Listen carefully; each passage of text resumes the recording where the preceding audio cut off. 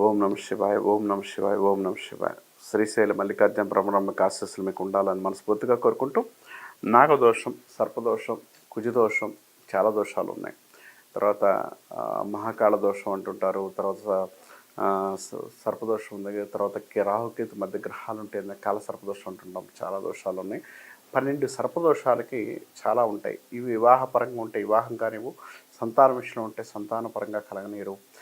తర్వాత 12 స్థానాల్లో ఉంటే, అంటే 12 స్థానాలు కలిపి అంటే 2 గ్రహాల మధ్య ఉంటే కాల సర్పదోషం ఉన్నా కూడా చాలా ఇబ్బంది కలిగించే అవకాశాలు ఎక్కువ కలిగి ఉంటారు.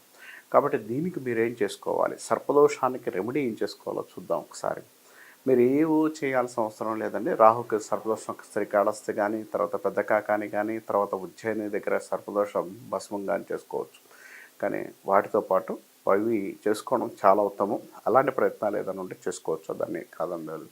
కానీ నేను ఇప్పుడు చెప్పే ఒక చిన్న పని మీరు చేసుకోదలుచుకుంటే 41 డేస్ ఆర్ 60 డేస్, 120 డేస్, ఈ 3 డేస్లో చేసుకోగలిగితే ఇది చాలా పనిచేస్తుంది. నాగపడిగలు మన షాపుల్లో దొరుకుతుంటాయి. నాగపడిగలు, వెండి పడిగలు దొరుకుతుంటాయి. ఆ పడిగలు తెచ్చుకోండి.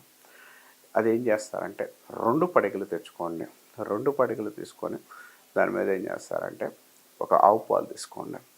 ఒక గిన్నె పెట్టేసి ఆవు పాలు తీసేసుకొని, ఆవు పాలు దాని మీద ఒక చిన్న పెట్టేసుకోండి. ఒక చిన్న గరిట లాంటిది పెట్టేసుకొని ఓం నాగరాజ విద్మహే ప్రచోదయాత్, అంటే ఓం నాగరాజ విద్మహే ప్రచోదయాత్ అని 108 సార్లు చదువుతూ దాని మీద రోజు కాస్త పాలుతో అభిషేకం చేసుకుంటే కాల సర్పదోషాలు, నాగదోషాలు, నెగిటివ్ దోషన్స్ 100% పోవడానికి అవకాశం ఉంది. భార్యాభర్తల సఖ్యత ఉండడానికి, వైవాహికం బాగుండడానికి, సంతానపరంగా కలగడానికి, సంతాన విషయంలో అనుకూలమైన ఫలితాలు ఇవ్వడానికి, మంచి యోగాన్ని ఇవ్వడానికి, మంచి సక్సెస్ ఇవ్వడానికి, మంచి డెవలప్మెంట్ ఇవ్వడానికి పనిచేస్తుంది.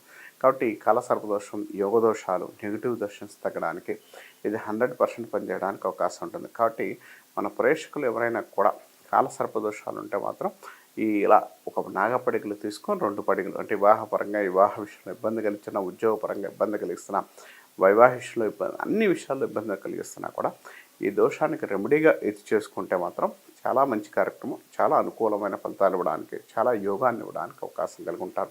కాబట్టి మన ప్రేక్షకులు సాధ్యమైనంత వరకు కూడా ఇది చేసుకోవడానికి ప్రయత్నించండి. మంచి ఫలితాలను అయితే మీరు అందించుకోవాలని మనస్ఫూర్తిగా కోరుకుంటూ, సర్పదోషానికి రెమెడీ అయితే ఇది చేసుకుంటే మంచిది పద్ధతి అని చెప్పవచ్చు.